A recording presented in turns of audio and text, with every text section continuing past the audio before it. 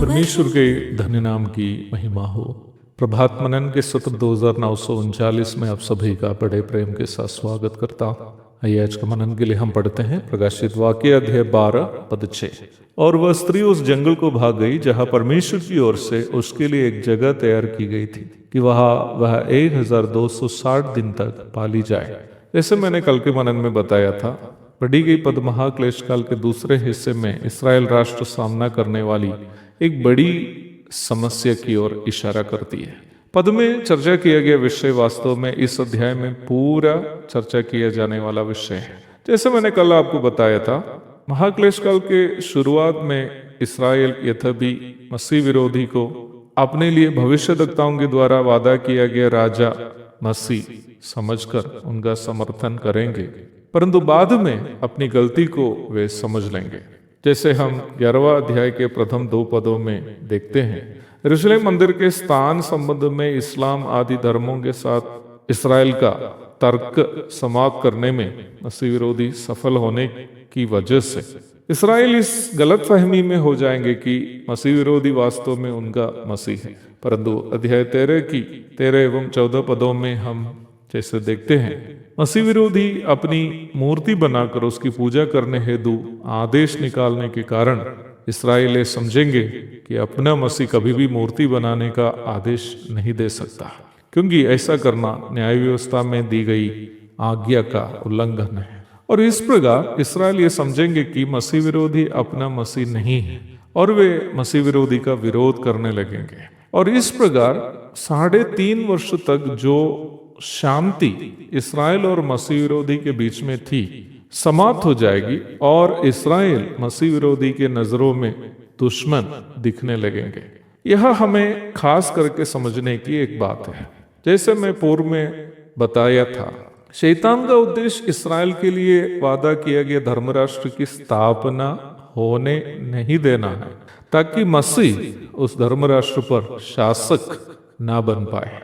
इस उद्देश्य की पूर्ति के लिए वह पहले अपने आप को मसीह के रूप में इस्राएल के सामने पेश करते हुए उन्हें गुमराह कर रहा था। पर जब उन्हें पता चला कि निम्न धोखाधड़ी में वह सफल नहीं हो रहा है, वह इस्राएल पर हमला करने की कोशिश शुरू करता है।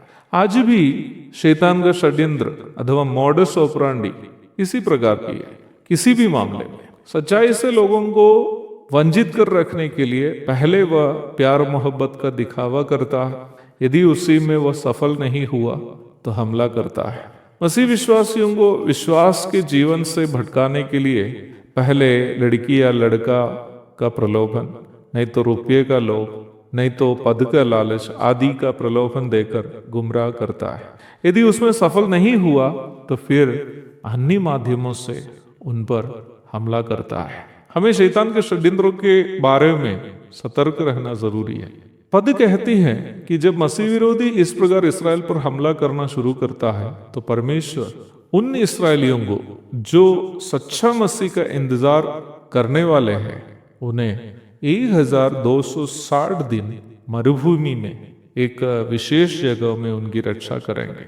1260 दिन हम प्रकाशित वाक्य 11 की 3 में भी देखते हैं। पुनः आप प्रकाशित वाक्य 13 के 5 में भी 42 महीने करके एक प्रयोग देख सकते हैं।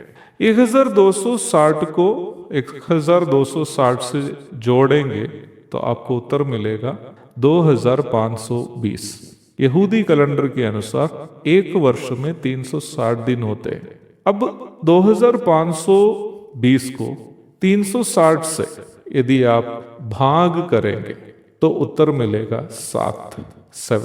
महाक्लेश काल 7 वर्षों का एक समय होने का दावा के पीछे का हिसाब यही है। यद्यपि मसीह विरोधी का शासनकाल 7 वर्ष तक का हो, बाइबल से मिलने वाली सूचनाओं के अनुसार उसका दूसरा हिस्सा अथवा 1260 दिन अथवा 3.5 वर्ष ही सर्वाधिक भयानक होगा, विशेषकर इस्राएल के लिए। प्रकाशित वाक्य 13 की 5 में देखने वाले 42 महीने को यदि आप 12 से भाग करेंगे तो आपको उत्तर स्वरूप 3.5 मिलेगा। अर्थात 42 महीने को एक साल में जितने महीने हैं उससे भाग करने पर मिलने वाला उत्तर है 3.5। इसका मतलब पद हमें सूचित करती है कि महाक्लेश काल के अंतिम भाग में अथवा अंतिम 3.5 वर्ष में मसीह विरोधी इस्राएल को भयानक तरीके से सताएंगे, परंतु परमेश्वर उन्हें मरुभूमि में पालेंगे। लेकिन कैसे? प्रभु की इच्छा हुई हमारे कल के मनन में निम्न विषय की चर्चा हम करेंगे। तब तक के लिए आपसे विदा हो जाता हूँ। प्रभु आप सबको प्रभु का आगमन की प्रतीक्षा में जीने के लिए इन सारे मनन प्रेरणादायक बने।